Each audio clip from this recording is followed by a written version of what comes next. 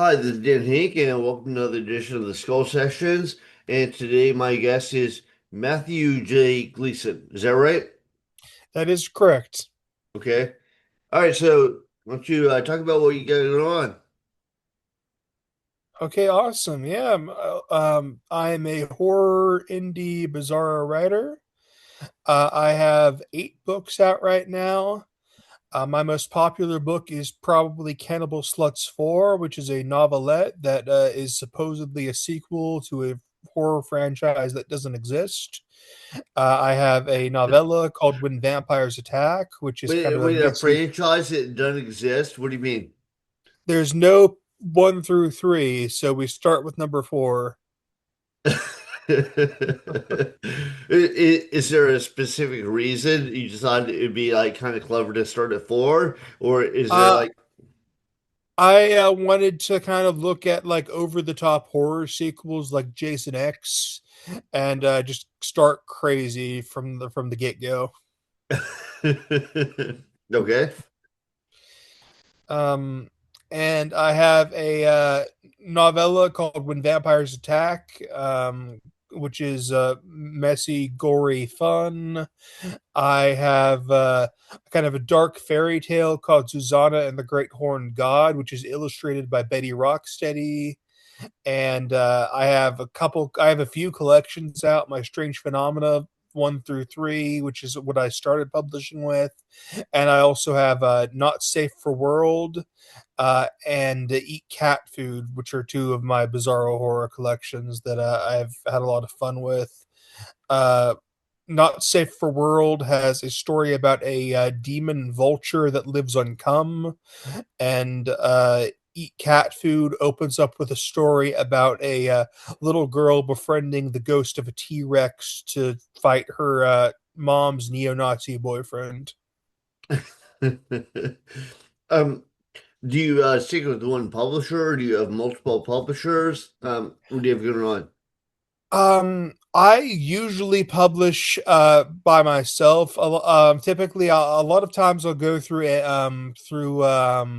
anthologies and publish things initially through them, or occasionally online magazines, and then when the rights revert back to me, I publish independently through Amazon. But my book NSFW, Not Safe for World and Other Stories, was published through Bainham Books. But yeah, typically just myself. Okay, yeah. So what you like put out a collection of short stories? Like I've done that before. I'm just wondering if it's kind of the same thing. It's like I have the short stories like in various different anthologies, but I'll collect them all and I'll put them out as one comprehensive book. Exactly. Yeah, that's what I tend to do for my short stories, and then I've got novelettes and novellas as well. But usually I publish with third parties for those, and then re-release. Exactly. Okay, what do you have out now? Um, well, like I said, I've got 8 books out right now. So I've got Strange Phenomena volumes 1 through 3, which are my collections. I have my other collections: NSFW, Not Safe for World and Other Stories, Eat Cat Food, Cannibal Sluts 4, which is my novelettes. When Vampires Attack, my novella, and Zuzana and the Great Horned God, which is my illustrated dark fairy tale, illustrated by Betty Rocksteady, and it's all available on both Amazon and Godless. Okay. And so, do you have like somebody that you kind of stick with for like republication, or is it mainly just like self-published on Amazon? Mainly self-published, though I am looking at some third. I'm looking at some new publishers to possibly move forward with, just save some money on editing going forward. Yeah, I've noticed like I guess it's a kind of thing of the past, or maybe they never did, but like you have to do your own marketing. Like you put it out, and like nobody knows who you are until you like hit it. Like you basically hit the road and like sell it. Yeah, that is true. I mean, some publishers will help a little bit, and that's one thing I'm looking for with a publisher. If anyone wants to reach out to me, but yeah, the bulk of the work is always going to fall on the indie author for sure. Okay. And you said like bizarro fiction, is that your main genre? Yeah, bizarro horror is kind of my main focus. So just weird horror, weird experiences, the kind of the feeling of being in a nightmare is my general approach to things. Okay.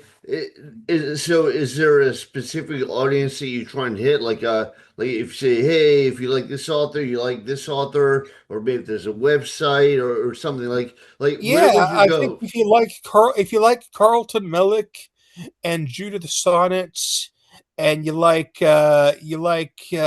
Bride of Chucky, and you like Rocky Horror and David Cronenberg. You'll somewhere in all that mess, you'll probably like my kind of stuff. I don't know why anybody wouldn't like David Cronenberg. He's awesome. But do you do any conventions like author conventions or book or comic conventions? Yeah, I've gone to last year. I went to Scares That Cares AuthorCon. I've gone to a few local book festivals in different places I've lived, and I'm trying to do more. I went to the 2024 BizarroCon in Oregon, and yeah, with whatever I can afford, I try to attend, get my books out into people's hands. Okay. What do you tend to go for with do you mainly go for short stories? Do you for novelettes? Do you for longer novels? Uh, right now, historically, I've done a lot of short stories. I mean, like hundreds. But I am now moving more into the novelette novella range. Just so I can get something that's a little chunkier out, but still very short and very digestible and consistently release books. I'm trying to write one short book a month right now. Okay. And do you stick with the format like a word count or like a certain number of pages? Um, Well, for my novelettes, I'm trying to shoot between 8,000 and 15,000 words with an average about 12,000. With my novellas, 18 to 25, so usually around, hopefully around 20,000 is what I'll usually be at for my novellas. Okay. And do you prefer first person or third person or like how do you go about unrailing the story, unraveling the story? Usually I go first person. That's I have a background as an actor in local theater and high school theater, and I often approach writing as like an acting exercise, getting in a particular character's head, speaking as them, experiencing their life and their world. Um, I do a lot of stream of consciousness. So a lot of first person, though by no means all the time. I like to try to make sure whatever I'm doing fits the story and conveys things as effectively as possible.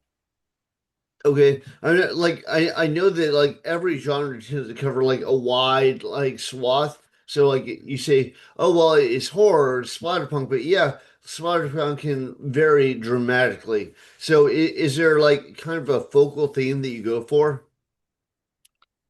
Um, I mean, I varied. That's a good question. I mean, I have a lot of body horror. I have a lot of queer horror, anti-fascist, kind of. I'm either taking a strong moral stance or I'm going very amoral. I just like to explore human weirdness and the gross, strange ways we live our lives. Okay, do you have a website where people can check out all this stuff? I need to set up a website, but as far as my You know how social many media people have goes, told me that? They're like, I need to make a website or I'm at the start of a website, I just never get to it. Yeah, as far as my social media goes, if you check up on Facebook, just my main personal Facebook profile, Mathew J. Gleason, is a great place to follow me and keep up with my work. I'm also on Instagram under the same name, and I also have a TikTok under the same name. So if you follow any of those, I try to keep up to date with my work, and of course, people can always search me on Amazon, and I have You have a everything author available. page on Amazon? Yes, I do. Okay, and it would be Matthew J. Gleason. Yes, exactly.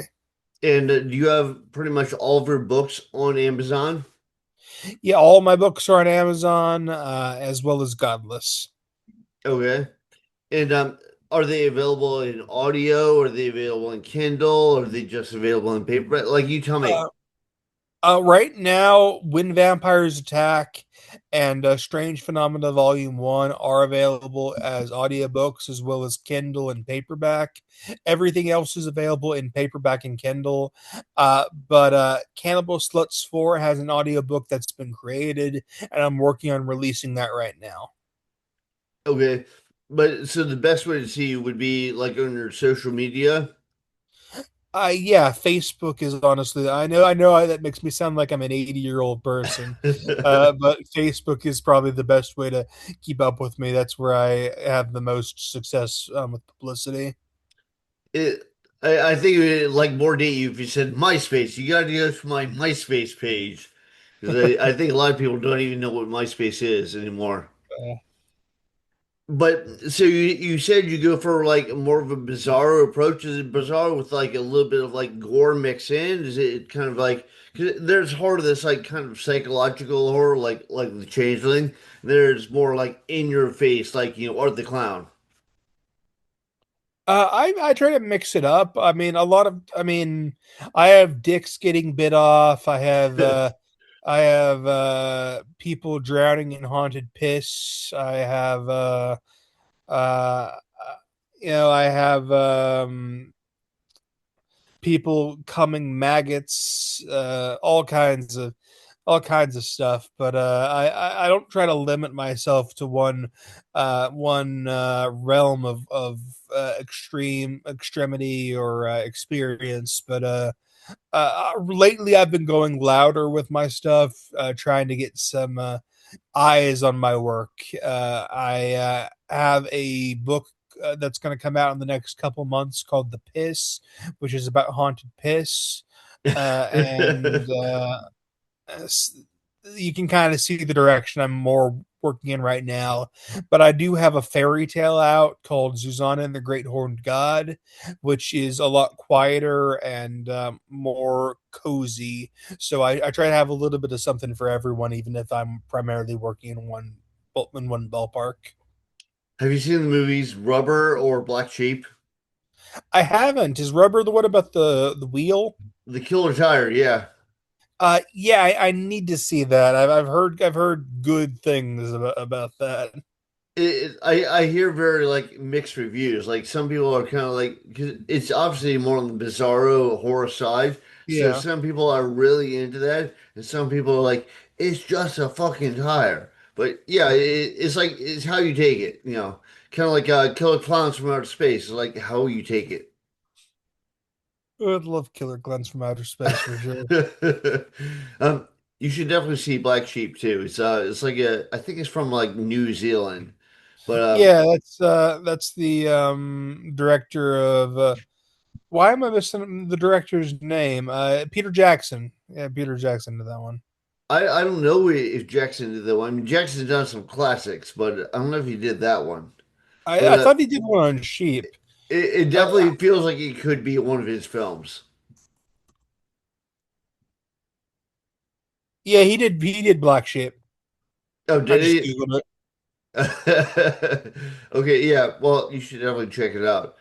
Oh no, he did. Yeah, he did Bad Tastes.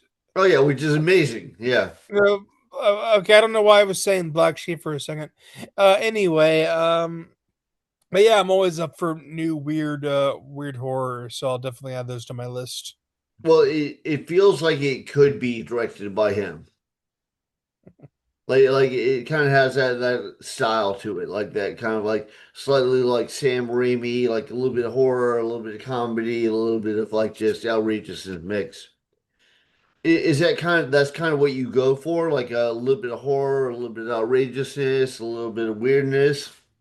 Yeah, I try to go pretty far into the weird, into both the weird and the horrific, and I think that lends itself to comedy. Just when you commit to the strange, people react it with shock and awe, and the absurdity has its own comedy to it, so you don't have to really force it. Okay, do you find that there's like one specific like genre or group of people that are like more attracted to your work? Not I mean, kind of. I mean, a lot of my audience are women. A lot of my audience are queer people. Um, certainly they're mostly of a left leaning political persuasion. But beyond that, there's a lot of diversity in the people I find reading my stuff, and I'm happy to have anybody who is a chill person and wants to have a good time. Well, I find like I do a lot of cosmic horror, and I find that like sci-fi people are way more willing to take a chance on it than horror people. 'Cause horror people are like, "Oh, space is like sci-fi." I'm like, dude, it's not fucking Star Wars. But I'm just wondering if you have like kind of like a market that like tends to swarm towards your books. Yeah, I mean, it's primarily, I guess, I'm appealing more to people in the splatterpunk or extreme horror space, even though I'm not really doing that too much. I mean, I do definitely do some splatterpunk, and I've got some extreme horror ideas in the pipeline. But just where I can be pretty loud and over the top. I guess I appeal more to the hardcore people. Okay. Have you thought about entering anything like the Stoker Awards or the Splatterpunk Awards or anything like that?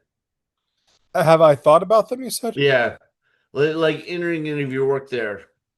Yeah, I mean, I've tried to get I would definitely be down to win a Splatterpunk or a Stoker award. That would be that would be very ideal. I actually was in an anthology, Splatology 2.0, that won a Splatterpunk award last year, and was edited by Kisto Healy.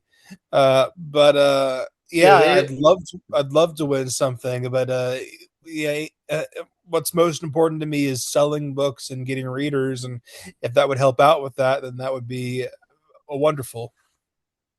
wait, well, I'm sure it's like a notch and whatever you sell, it's like, oh, also the winner of this. But Yeah, all right, so you're saying the best to look at your social media or your Amazon author page, yeah, exactly. and what do you have out right now that people can I'm not talking about like everything you have in your backstory, but like the new product that you put out right now that people should look for. Right now, it's either one of two books that you should check out. If you're liking something quiet and fairy tale esque, then Susanna and the Great Horned God. If you want something over the top and schlocky and like a trauma movie, then Cannibal Sluts 4. Did you see the new Tux Adventure? Yeah, that one's great. Yeah, a little less hardcore than the original, but still very fun. I heard it's good. I haven't seen it. Yeah, it's really solid. All right. Thanks for doing this, man. Do you have anything else you want to throw out to the social sphere? Uh, just Well, I really appreciate anyone who chooses to support me. Thank you for your time today and for having me on. And honest reviews and sharing my stuff always helps. Even if you don't have the money to buy all my books, just telling someone about me is worth $1 million. Thank you for watching, and you all have a great day. Yeah, people don't realize how much reviews help. I'm like, really? Even if it's a bad review, it helps. Yeah, Preferably it a tells good people review. what they're what if it's going to fit with their tastes. I mean, you might not agree with the reviewer, and then that bad review can be a glowing review. Well, I remember I was in one anthology and somebody gave it like a one-star review. It was like, since when is there atheism in horror? And it was like, well, you probably just sold a bunch more copies. Hmm. But all right, man. So thank you for being on.